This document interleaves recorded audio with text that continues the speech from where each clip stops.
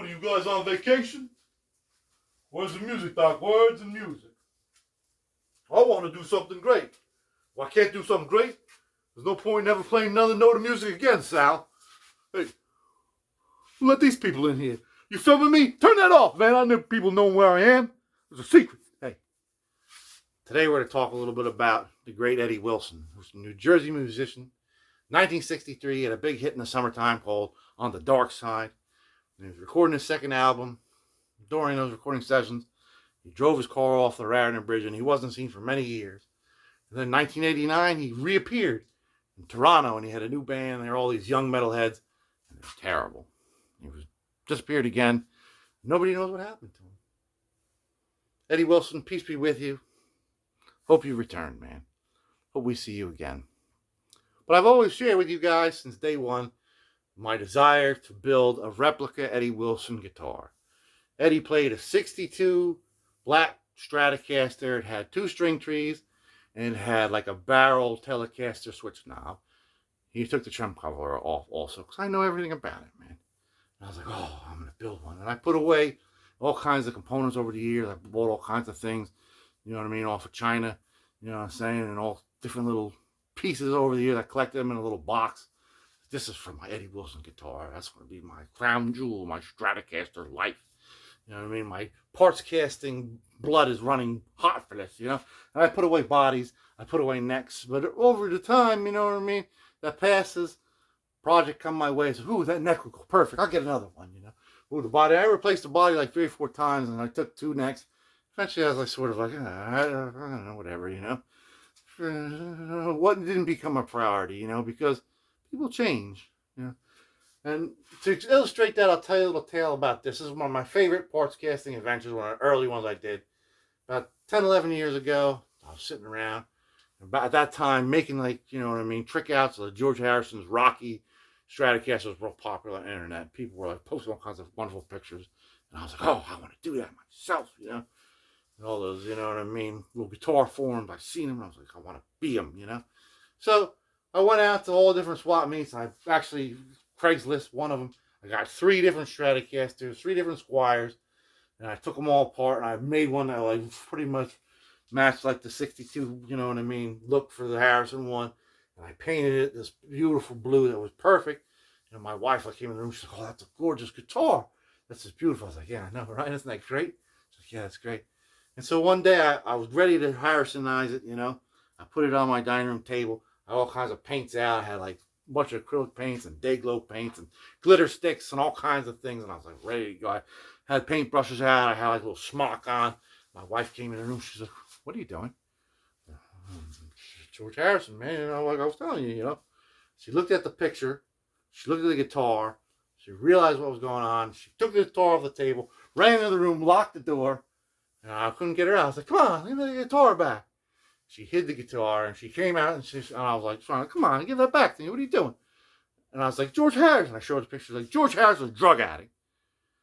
You want to do something a drug addict did to a beautiful instrument? Go ahead. But if you do, I'm going to take it away from you, and I'm going to take another guitar away from you, just on principle. Like, take away my guitar? So I never did it. You know what I'm saying? And I'm kind of glad I didn't do it because, you know what I'm saying, it's a beautiful instrument. And so this morning I went down to swap meet and I happened to see this on a table. This was a neck, rosewood neck. It has a big headstock on it, but that could easily be trimmed, right? And underneath that was this, a black and white Strat body. Ooh, from Indonesia from 2001. So I saw the serial number. I was like, ooh, an oldie but a goodie, right? And I was like, how much? $10, like $10. Eddie Rose, Eddie lives, you know what I mean? I go home, I'm like, do it. Then I started thinking about things. And I remembered this incident.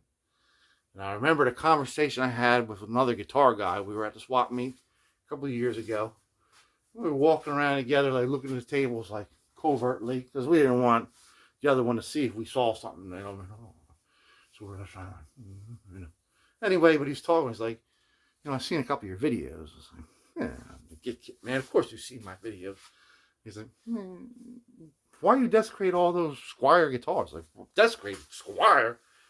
Doesn't even belong in the, English lexicon. Desecrate a Squier. They're not worth a goddamn thing. Cares, you know what I mean? They're cool. It's like, now they're worthless. Now they're worthless. To who? You know what I mean? He's like, look, people of today, you know what I mean, who played the Squiers, who cut their teeth on the Squiers, 20 years from now will be ruling the world. What? And they're going to be looking to buy, you know what I mean, versions of their instrument in good condition. And you're in there scratching off the trademarks like a fool. You know, that's an investment in the future. I was like, it's going to be like the 60s stuff was. Like 60s stuff. I was like, man, Squire's like 87 Topps baseball card. It's worth nothing, overproduced. And then I just like sort of argued myself into like a corner. I didn't know what to say, you know what I'm saying? I was, am I really, and I'm thinking to myself, like, I'm a guy who dedicated my whole life to taking old instruments and like almost restoring them to like perfect condition, taking off things that people put on there that don't belong there, you know what I mean, and trying to be as true as factory specs as I can.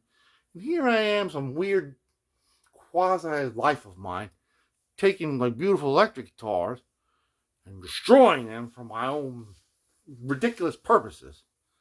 And it's caused me to re-examine my whole existence. I quantum leaped into myself. Right? Like, don't do it. Don't do it. You know what I mean? Don't destroy that beautiful Indonesian Squier. We need to restore the Indonesian Squier to its original specs. Just missing some stuff, you know what I mean? It's missing a switch. We don't know what happened to the neck plate. These have been replaced. Might be some problems underneath this, but otherwise, it's pretty nice, right? And I'd like to have a pretty nice example of an early Indonesian Squier Stratocaster, wouldn't I? Yes, I would. So, sorry, Eddie. I still love you. And one day, maybe we'll work together. And anyway, got a stripe on the neck. Everybody knows. You know what I'm saying? You can cut that headstock, you can't get rid of the stripe. You know what I'm saying? We're always going to know you have skunk. So, I'm going to flip you around. We're going to restore the Squierinity of this particular instrument together. Ready? Don't fuck with the fantasy word, man. Look at that. Looks like it's 1,000 years old. It's got these old style OS. These screws are missing. You know, some funky shit going on under this pick guard, man. I'm kind of curious to see, but I'm not too curious to fix it. You know what I'm saying? These are definitely aftermarket. You actually needed one of these not too long ago. Last year. It was last year. Could use some Earl, right? This is nice now. Got a hole there for a truss rod. Oh man, you just don't get it, people. So this is not connected. We all know that. Okay? It's not connected. Yoko and I are not connected anymore. I'm with Mei Pang now. She's my new girlfriend. She will talk to you very quickly, but you won't understand a word she's saying. Look at this. Always missing a little bit of screw there. This is like become like a screw depot, man. Screw depot, man. Hands off Cuba. Cuba Gooding Jr. O.J. Simpson. Dollars Day. Dig it. Dig it. Dig it. So let's go into the laboratory and plot out our course of action. I think it's going to involve taking this guy off and taking a look underneath the covers, you know what I'm saying? I always like to take a look under the covers when I get brought in bed, in case, you know what I'm saying, there's a kind of appendage that I couldn't detect. You know what I'm saying? I want nobody calling me any kind of stinker. So that ain't my style. I got a reputation to lead up to, you know what I'm saying? I'm going to see you in the laboratory in 1-2 seconds. A couple of them. Right? Laboratory, here we come. Welcome back to the lavatory. So, I woke up this morning, comment on one of my videos saying, "What are you, drunk?" And that's not the first time I've gotten that comment. You know what I'm saying? Why does he always say, "You know what I mean?" Why does he always say, "You know what I'm saying?" Why does he always say, "You know what I'm saying?" Why does he always say, "You know what I mean?" Come on, man. That's the way I fucking talk. I'm not drunk, man. You know what I'm saying? You know what I mean? I'm not. I hear you could be annoying, though. Right? Might be. My mother used to talk like that when I was a kid on the phone for hours and hours with her friends. You know what I'm saying? You know what I mean? Used to annoy me, but now it is me. One little nugget that I didn't notice until I was bringing it over here is, look at this. It's got the date on it, man. December 2000. What's that? December 5th? December 6th? Some kind of December 2000, man. That's early on. I think the Affinity line came out in 1997, I believe. So this is like the third year. Cool, man. Excellent. What else is there to do, man? To crack it open, man. Let's unscrew it. Right? Let's get these guys unscried. Try to keep them in the order that we took them out. Starting here, there, Noriega, and we're going around this way, man. The counterclockwise, because we don't give 10 fucks about norm. Reality. You know what I'm saying? You know what I mean? Asshole. I'd delete your comments anyway, motherfucker. What in the actual fuck is going on here, man? This is like mostly all here. But it's all cut off. Especially the pots, man. Why? Why was this done? Is there something wrong with this particular instrument? Is there something fucked up about it? I don't know, man. Here's the screw to this guy. What the hell is that? So the first thing I want to do is just clean this fucking shit up, man. Clean it up a little bit. It's filthy dirty. Take off those knobs and just clean it. And as we clean it, we just sort of like take a little bit better note of what the fuck is actually going on here, man. I used to actually have an Affinity pickguard, like a loaded Affinity pickguard on hand. I had two of them at one point. One of them I sold during the pandemic. One of them I used somewhere along the line. Wish I hadn't done that, Paul. Wish I just held on to it a little while longer. I had so many fucking Squier components that I wish I had right now at this point. Anyway, let's clean it up. It's got such scum on it. This is fucking filthy dirty, man. Filthy dirty there, son. I'll see you that part. Alright, so we cleaned it off. And we straightened out what's going on. Didn't take these off because I noticed the original like plastic from the pickguard was like still on there. You know what I mean? It's like, you know, I have to leave that because that means this is original sort of, you know what I'm saying, factory set on these knobs. So you can even hear the plastic. Hear that? Kind of cool, man. This is like got hardly any playwear at all on it. I'd say like no playwear. I don't see any scratches at all. So we're well on our way. Now, the bad and not rad news. Let's take a look at what's going on here, man. Now, either one of two things happened with this instrument, right? One person who owned it said, you know, I might need a set of pickups. Right, and disconnected the pickups from the instrument. Almost, you know what I'm saying? Halfly. Never decided to do anything because all they, you know, it's still hooked up to the switch. And, you know what I'm saying, it's still, well, you know what I'm saying. Something happened. Other than that, the person just decided, I'm going to sabotage this instrument. You know what I mean? Fuck this, you know, instrument. I'm just going to fucking... I remember I had an Epiphone back in the day when I was very young. And I decided I'm going to just do some magic on this. I didn't know anything about anything electronics. I was just sat in the case for like 15 years. And I said, Bass Mark one day, hey, man, take a look at this for me, man.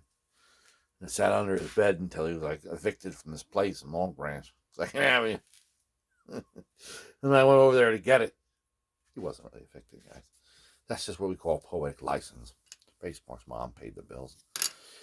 So it's only missing a couple things, man. It's missing one of these screws for the switch, one of these screws for this guy, and all the springs, man, have been taken out. So maybe that's what he wanted.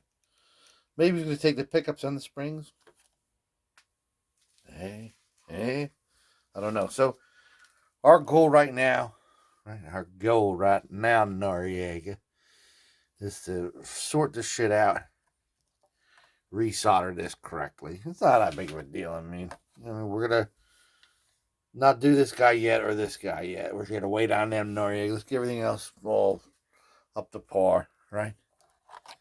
And then let's look for, you know what I'm saying, something, get this, you know what I'm saying, somewhat a little bit better off. Like let's look for some parts, man. Right? Let's look in the drawer. I'm excited. You excited? So I'll see you once we got everything sort of resoldered out, reconnected, and we found all the other parts.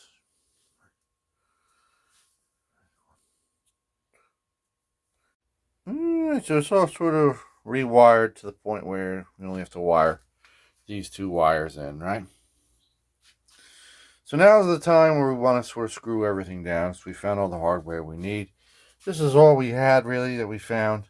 This guy is a little tiny bit longer, but this guy had a weird sort of head with a kind of smaller, pattern. This guy had the same head, so that's why I used them. You know what I'm saying? Because he's going to look right. Found the correct screw for the switch. We got all the springs. We got a switch tip. So let's put all that stuff on here carefully. And we'll clean up these a little bit better. We don't want to mess any of this up. We got everything sort of all rigged up, you know what I'm saying, in a correct manner. We just got to connect these guys onto this guy. So we still got the old soldering iron fired up over here, man. So we got to do it to it, right? I'll see you once it's all totally ready to be reconnected, right? And then we'll take our steps from there. Don't forget me, man.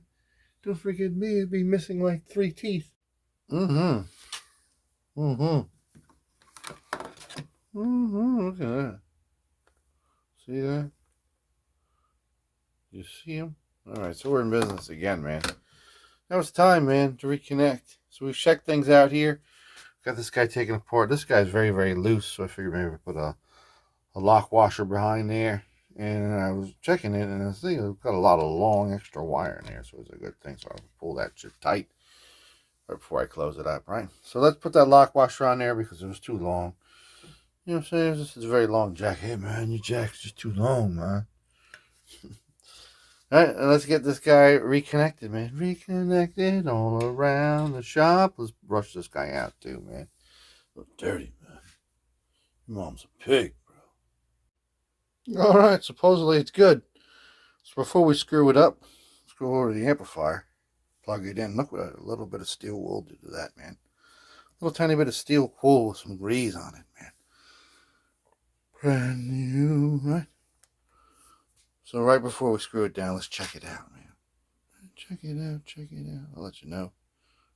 1 minute. Yes, it works in all positions. It sounds great. Not any hum, really. Oh, it looks great, man. Sounds great. We got all the screws right where they belong, man. Let's put them back, man. We've already cleaned up around the edges here with some Windex, right, William? We got the Windex going. Wonderful, right? So we got all that scum moved around out of there, man. We're ready to connect, man, completely. So let's screw it down, man. Right? Let's screw it down. Let's get it completely, permanently in there, man. I don't want to think about it anymore. All right, right before we sealed up its fate, we put the needle in, man. Hey, man. All right, put it in all the orifices, man. We cleaned everything out real good. And then we screwed it down, brought it over to the amp, tested it again, make sure it's still 1,000%. It's even cleaner than before, man. It's a beautiful thing. So, what are we going to do now? Well, that's a question that I'm glad to answer for you. You know why? Because I have the courtesy. You see this? It's missing, right? Now, usually, in this kind of a deal, we'd take this off and have a look-see, but this lines up perfectly with these holes. don't give a fuck what's in here. You know what I mean? It could be the world's biggest cockroach. Doesn't matter to me, man. It might be a gold coin, right? Might be, you know what I mean, a Ben Franklin autograph. Who the fuck knows, man? Could be the fucking holy grail inside of there. You never know. Unless this thing, right, starts pulling up because of the springs being worn out, I'm never going to open it. Never in my life. We're going to take one of these screws out, and I have this whole drawer. These are all Squier screws, man. Every one of these screws here. Look at all those Squiers that I've murdered over the years, man. They have like a bigger sort of screw than the regular number 4. You know what I mean? That Fender uses. You got a big oblong head, man. So we're going to find one that actually, factually, and tactually matches one of these guys. And then we're going to put it in here. We're going to clean it up all nice for the people. And I'll see it that burnt. See that, man? It's just as much as a scumbag screw as the original. You know what I'm saying?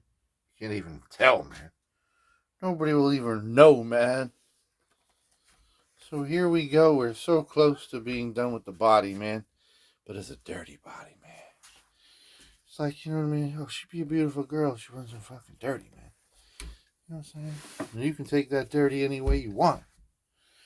Got a lot of this kind of action going. I banged into the wall last night when I banged into your mom. Right, so we're going to take these. We're going to take our shell a little bit of this Dollar Tree Windex, right? It's called Window Clean, right? We're going to just clean the shit out of this fucking thing. Just get it all. You know what I mean? This is a very thick plastic sort of covering, man. Trying to strip one of these, you know what I mean? I've done it plenty of times. It's not fun. Not fun, my friend. Right? So let's get all this shit off of here. Get this shit off of me. Right? Get it perfectly perfect. Shiny, shiny. Yes, fucking. Look at that. Just looking gorgeous.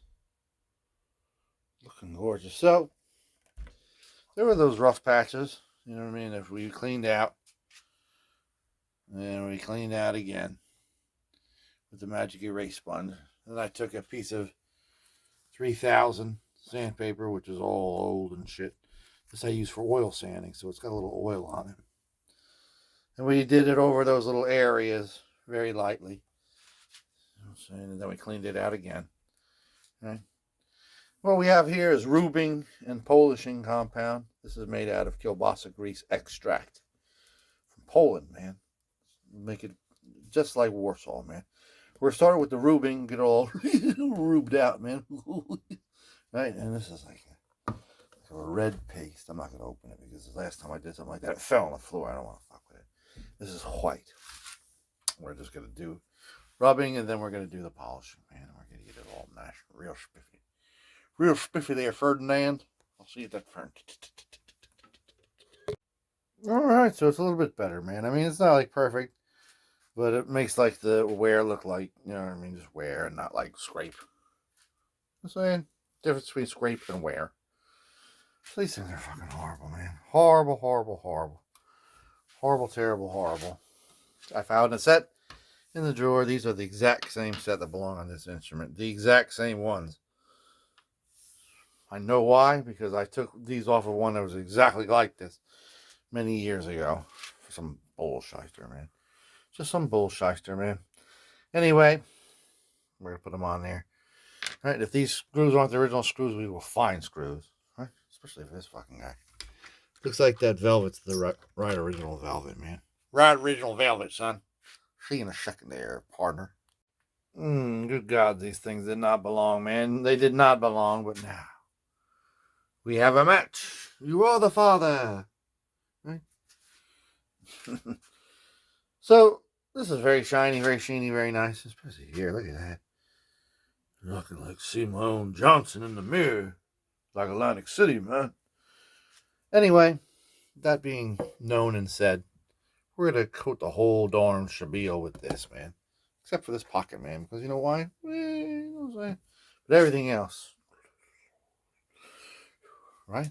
And this is going to kind of protect it and coat it and keep it like, because right now, if I like put my fingerprint on this, it'll be like, you know, forensic files, man. You know what I'm saying? You know what I'm saying? Identify me, man. Trying to keep off the grid, bro. Criminality grid, bro. So let's get this guy all nice and super shown, man. Super protected. You get this guy a mirror finish, man. It's a bit shiny, right? I see you in 1, 2, 3. Look at that, man. Look at its glimmery gloss, man. Look at its beauty. It's just nice, man. Very, very nice. Ooh. That's what we call in the scrapping business, parts casting. NM, near mint. Near mint loaded body, man. Near mint loaded body, right? So, this guy's pretty much done, right? It's beautiful, it's glossy, it's glimmery, it's shiny, it's clean, it's waxed. Right? Let's take a look at something that we've been missing. Right? And go. Here is number 2, man. So, this guy's fucking filthy, man. Filthy, filthy, fucking dirty. Look at that. The other thing looked like there was no play wear. This looked like he just weared it out and played. You know what I mean? I'll wear my guitar outside when I played. It's interesting because this guy looks like an early production 2001, right? I'm thinking this might even be 2001 January 3rd, the 318th instrument made. Yeah, it might be, right? And I looked at this code again just now. It looks like it's actually, factually, it looks like it's 10th December 2000. So it had like, you know what I'm saying, about a month lag. Hey, man, it's a millennial, man. But the dirt is really looking like it's going to hurt, man. The dirt will hurt, man. So what are we going to do first? Well, we have a thirst. Right? More Polish, man. This is from southern Poland, man. A little place where we play guitar all night and all day. Right? You can hear him in the back room strumming. So let's try to clean this fucking thing off a little bit. Hey, man, let's clean you off first before we do anything else. You're fucking filthy. You filthy freak, right?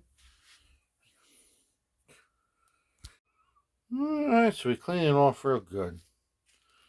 Alright, we got all that shit off the fretboard. And really, you know what I mean, it was disgusting. So we had to use a little bit of, you know what I'm saying, a little bit of this. And even a little bit of this. On the headstock and the nut, there's all kinds of like scum. Just straight up scum. Really? Then we came back with a straight up, you know what I'm saying, sanding block. Just evened out the first couple frets, really. Because it was sort of like a little bit messed up. There's a couple little bumps. Nothing really bad, but there were a couple bumps in the cowboy cord land. Then we took this guy and just went up and down the entire neck to get everything totally straight and fucking wonderful. And we took the fret file and gave it a little bit of, you know what I mean, unflattening.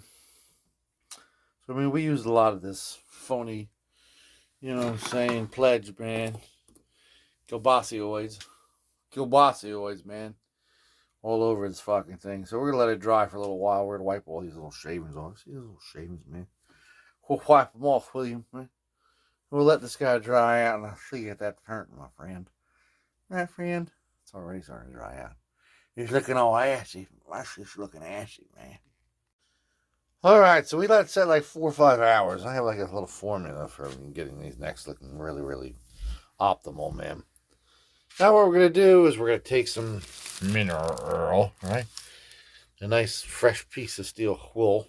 And we're going to get in here real nice. You know what I mean? And oil it up, right?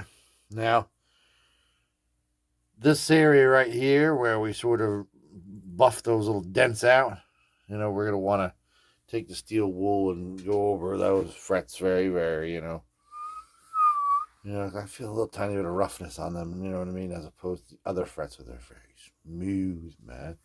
They'll be smoothed out being on the guitar if they're playing it for, you know what I mean, a week or so. But I mean, let's smooth them out anyway, man. Let's get it correct. I'll see when we're all greased up, man. You greasy fireman, right? Right.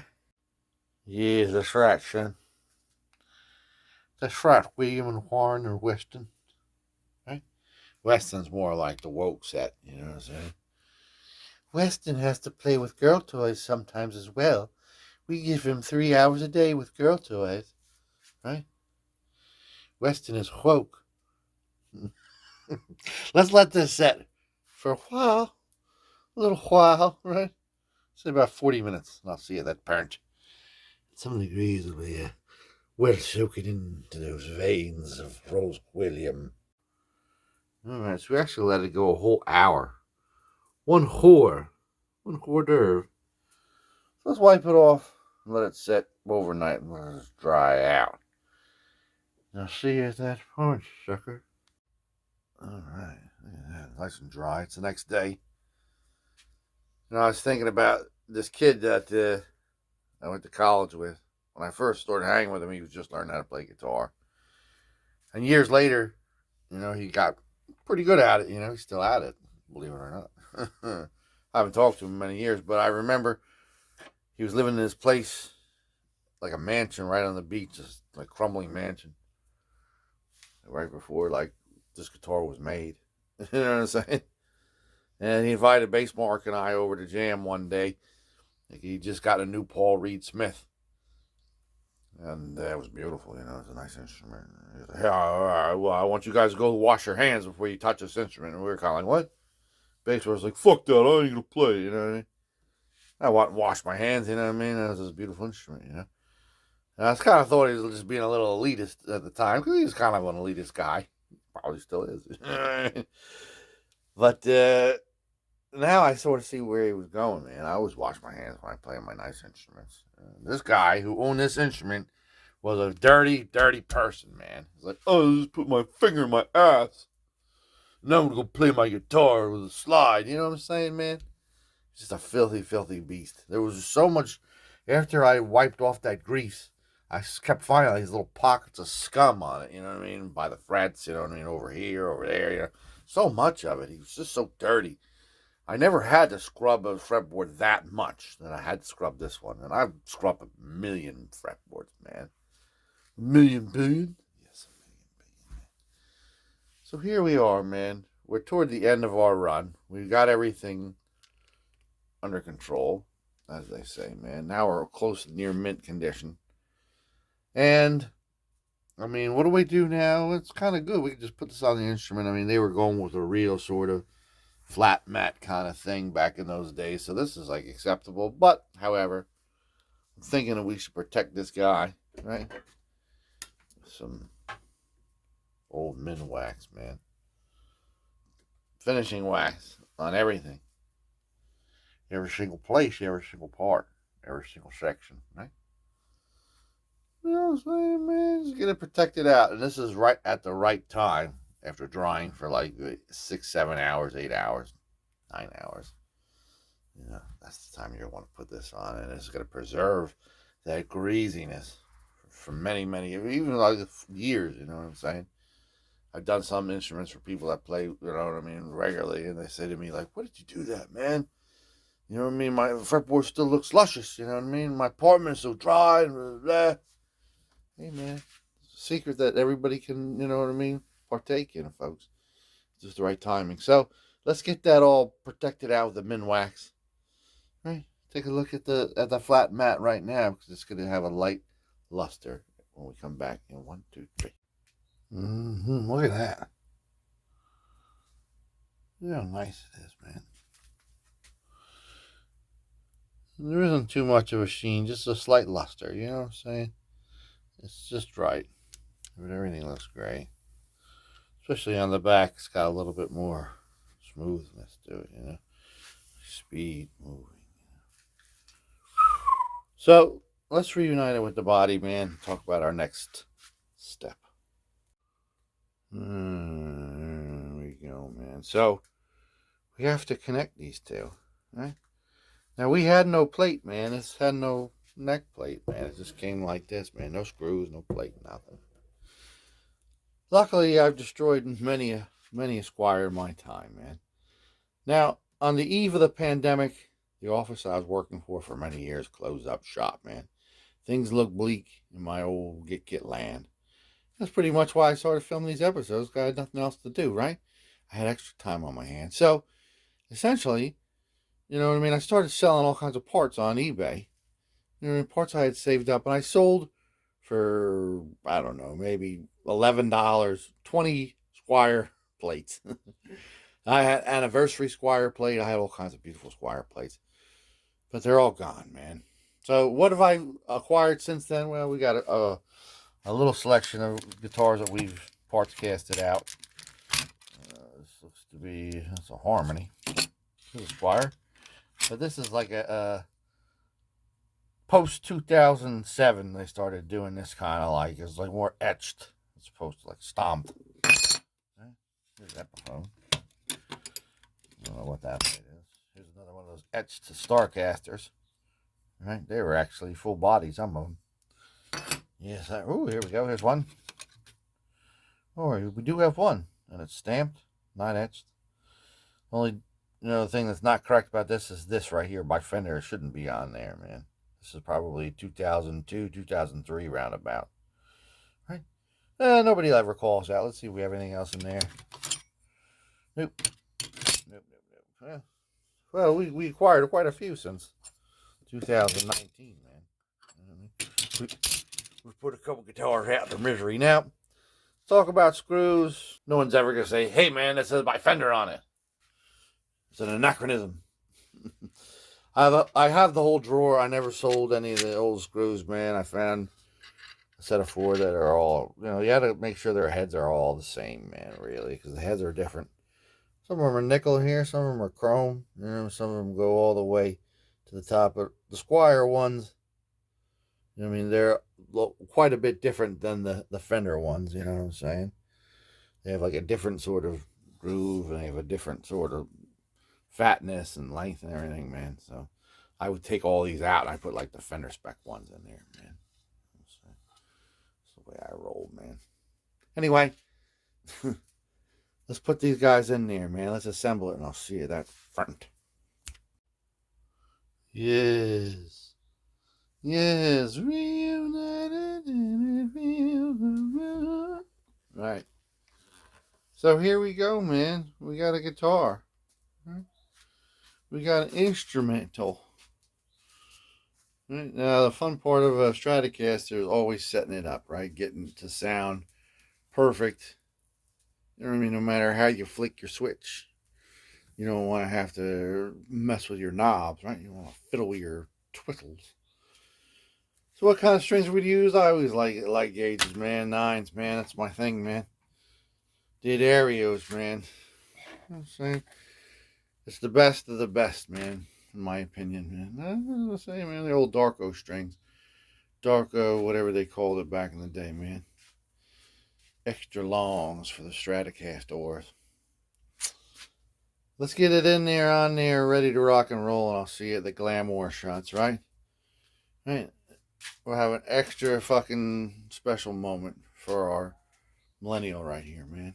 Okay? Our millennial friend. 1, 2, 3. And there it is, man. Another Squier that could have been the Eddie Wilson tribute guitar that we've been talking about for the past 6 years, man. Eddie Wilson, of course, the legendary New Jersey singer who disappeared, reappeared. One of the first true great biopics from like the early 80s. Michael Parry as Eddie Wilson, you know what I'm saying? And with the death of Ann Tunes, man.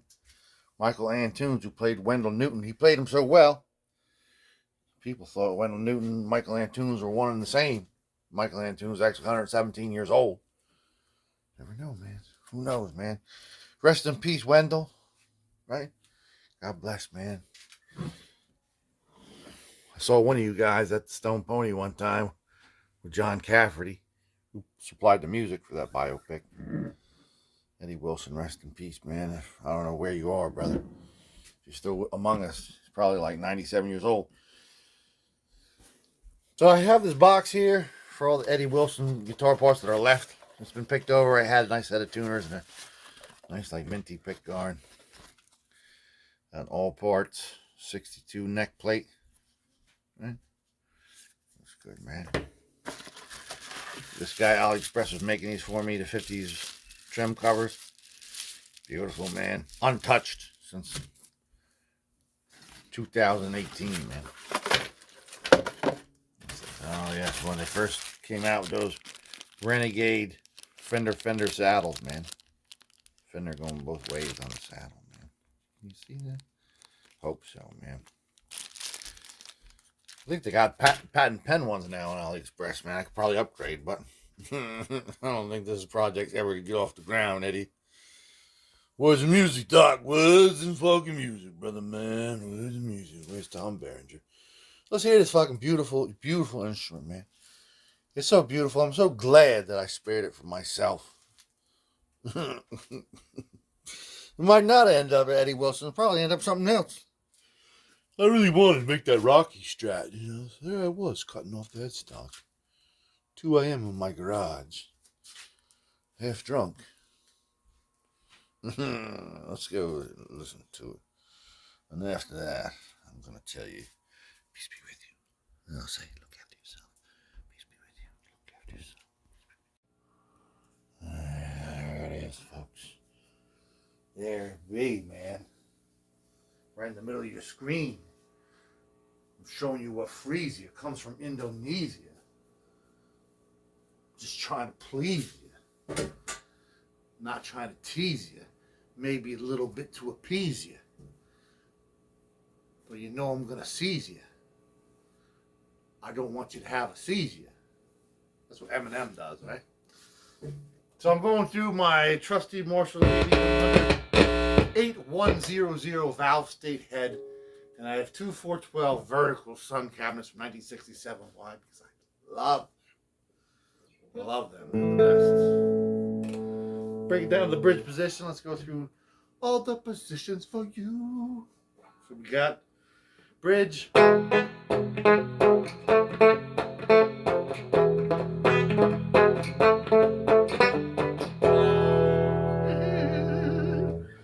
we're gonna go with our mix of our bridge and our mid, right? Our middle guy, man, the middle man.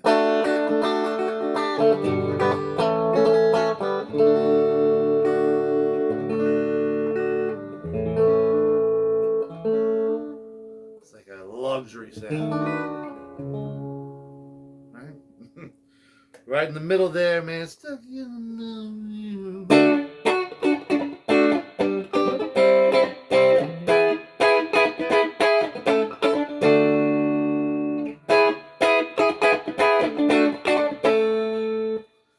You know what it sounds like. It's nice and clean, a little bit mean, right?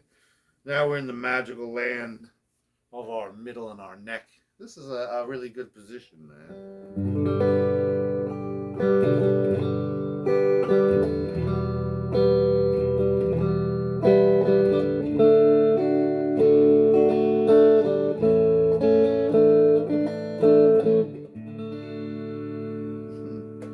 Now we got our little neck action, man.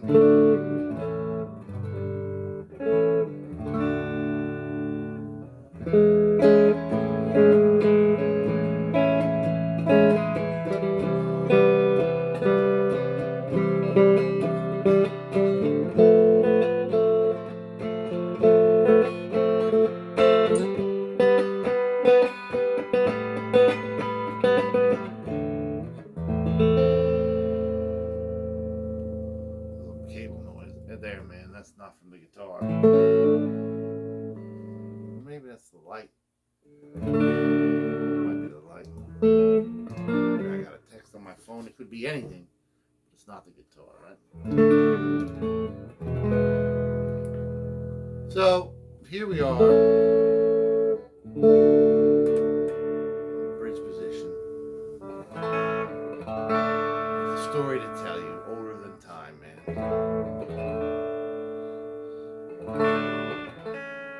This is a story about another Eddie Wilson type man, right? We're talking about Eddie Wilson. So we're in the Jersey vein.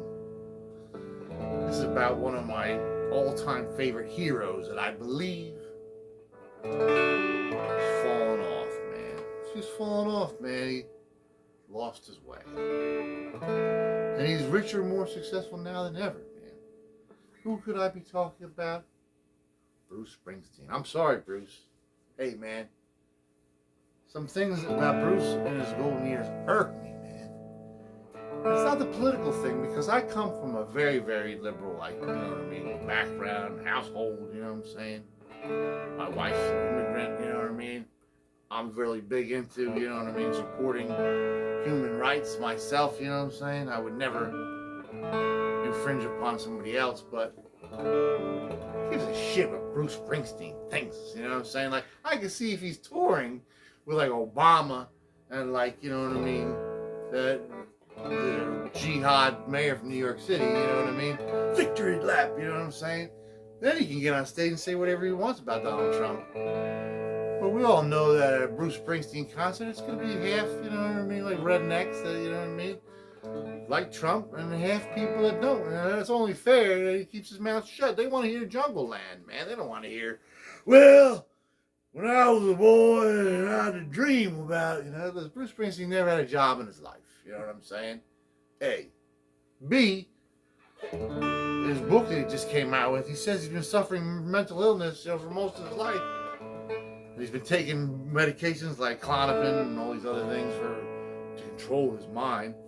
And I personally know people that have used those medications, and I've seen on the bottle every one of them that says, don't take with alcohol. Do not mix with alcohol. As soon as this book comes out, he gets arrested for DWI, of course. He's obviously mixing these mental pills with home brew, you know what I'm saying? And Bruce Springsteen was the only person I ever heard of in New Jersey getting off with a warning from the judge on a DWI. You know what I mean? Because he's Bruce, right? He came before the right judge. The courts are all about politics now, too, you know what I mean? We just can't get away. We can't get away from this political schism, man. Now, going back to Bruce, man, he talks like all about Trump, especially about Trump's, you know, handling of like the, you know what I mean, the laws and the land. But Trump's tax code, I think Bruce Springsteen benefits more than any other New Jersey in that shit. You know what I'm saying? And Bruce has all kinds of loopholes. All of his homes, properties, New Jersey, you know what I mean, are all LLCs. You know what I'm saying? He doesn't have his own name on there. It's some, you know what I mean, tax dodge and that. And now he has all of his land registered as organic farmland. The truth is, he has like a little corner of one of these huge fields, you know, that his daughter rides a equestrian, you know what I'm saying, a fine $40,000, you know what I'm saying, $50 million horse. I don't know what a fucking horse costs. What does a horse cost? Bruce Springsteen would know what a horse costs. The everyman who's never held a real job in his life. And it just irks me, like, as somebody who's worked my whole life, you know what I mean? Love Bruce Springsteen my whole life. Like, just shut up, dude. You know what I'm saying? Donald Trump, when he was asked about, oh, you know, you can use all these tax loopholes, you know what I'm saying, to your advantage. He's like, yeah, I do that because I'm smart, right? Springsteen says, hey, you use all these tax loopholes to your advantage, right? And he's like, yeah, I do, you know, just because I can. You know what I'm saying? So he's the same as Trump, really, Bruce, you know what I mean? Trump might have actually had a real job at one point. I don't know, but it doesn't seem like it, right? So Bruce and Trump, hey, look, man, they should have like a show together, like Mike and the Mad Dog, right? I don't care for either one of them at this point. And another thing that I want to really go on about, rail Bruce about, is his lack of philanthropy for his hometown, man. Now listen to me, man. Like Bon Jovi, he's got like the Soul Man's Kitchen or some shit, you know what I mean, where he pays out of pocket. He feeds like all the homeless people that wander in the street, all the street urchins. You know what I mean? I don't worry about food, you know what I mean? Bon Jovi feeds me, you know what I'm saying? Hey man, that's what he does, man. And he's from Middlesex County. He does taking care of all of his counties that he's ever lived in, Bon Jovi. I commend him. He's a liberal. You know what I'm saying? Good job, Bon Jovi. Bruce Springsteen, philanthropy for him is like, at one of his concerts, he'd be like, there's some guys out in the lobby who are raising money for very good cause. You know what I mean? You might want to help them out of your way. He's not giving them any of the gate, though. They're in the foyer with their little can. Save the clock tower. You know what I'm saying? He's worth $1 billion. You know what I'm saying? And this is what drove me to, like, over the point of I love you, Bruce, to like, fuck you, Bruce. You know what I mean?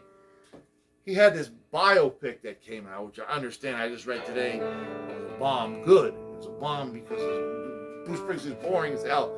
But for many years now, many years, all of us locals have been trying to save the casino building and, you know what I mean, and the merry-go-round and all that stuff, you know what I mean? Bring it back to greatness again, you know what I'm saying? Convention hall, the arcade, and all that stuff, man. So Springsteen has this biopic, and he totally restores Asbury Park for like a month. You know what I'm saying? Just to film a movie about himself.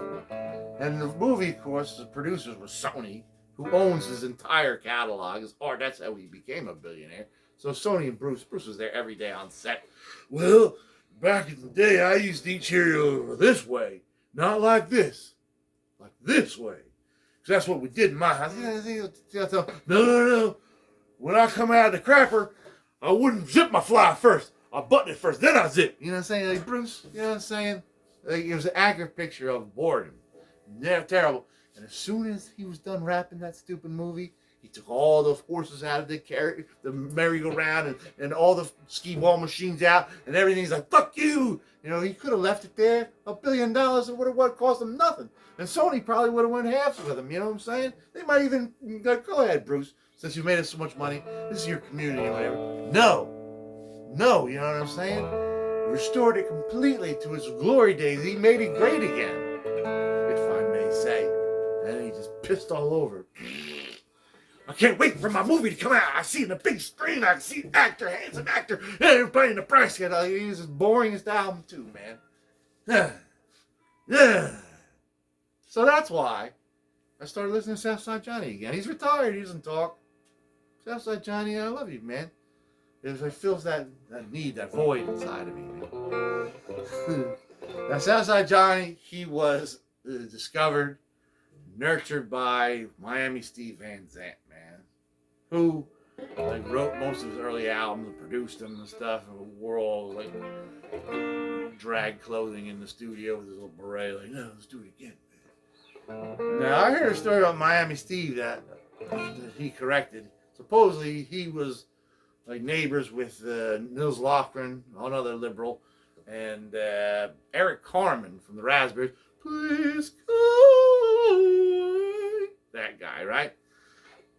And all the wives used to hang out, you know, together, and they'd all, you know, they'd get drink and party together, and sometimes Miami Steve would dress up like Silvio, and he'd reenact the killing of Adriana with a real live prostitute.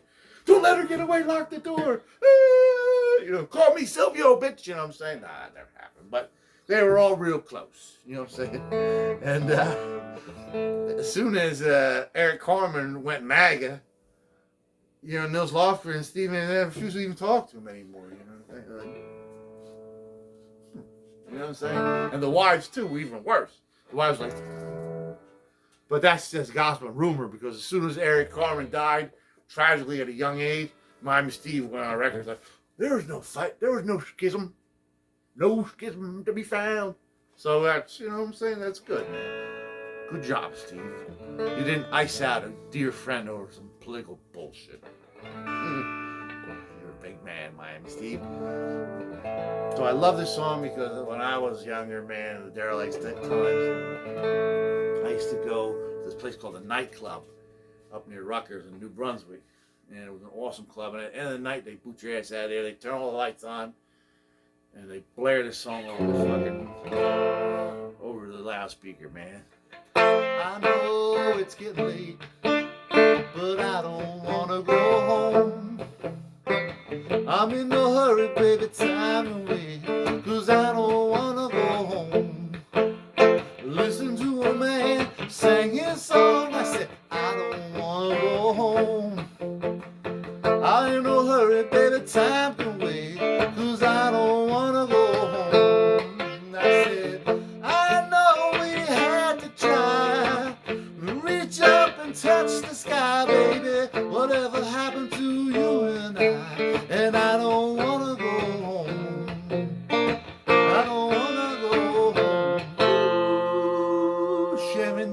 laughter and love. Sorry, Bruce, I do still love you, man, but please. Zip it. Put that shit in your pocket, man. Nobody gives a fuck. Play Jungle Land and get off the stage, man. You know, you don't have to play 3 hours anymore. You can play 2 hours and 75 minutes, right? Or 2 hours and 45 minutes, and leave that last 15 minutes to yourself in your dressing room. You can talk to Clarence's replacement about whatever you want. So some of you guys are like, thank God he's done talking. Some of you guys are like, hey, what about the juice, man? You to play a little juice, man? Hey, yeah, I am.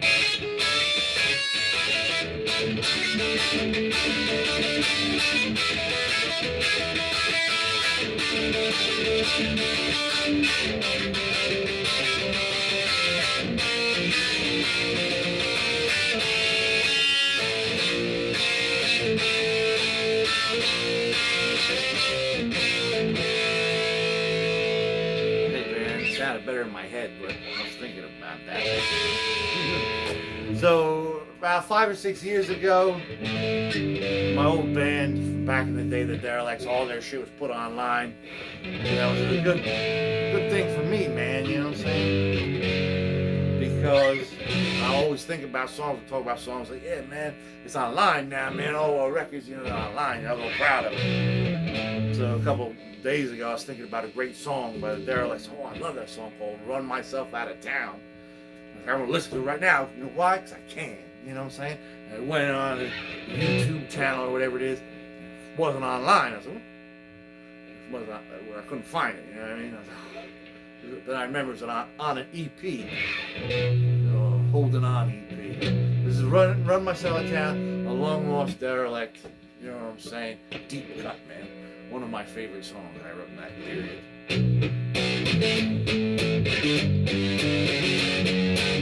And as I walk out of my door, swap awkward glances with the neighbors, and all along my street, a million places that I have to be, I said. And there are people we all know like to creep up a wall of confusion. You know who I'm talking about. That piece of shit will do nothing but use you.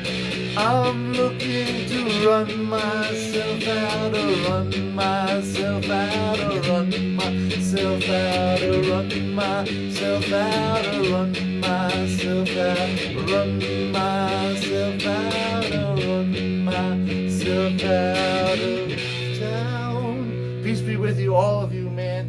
Happy Thanksgiving, man. Hug your loved ones, because they're not going to be there forever. Or vice versa. You're not going to be there forever. Maybe they will. Who knows, man? But do it. Do it often. Do it proudly. You know what I mean? Peace be with you. Look after yourself. Peace be with you. Look after yourself. I told you I'd say it.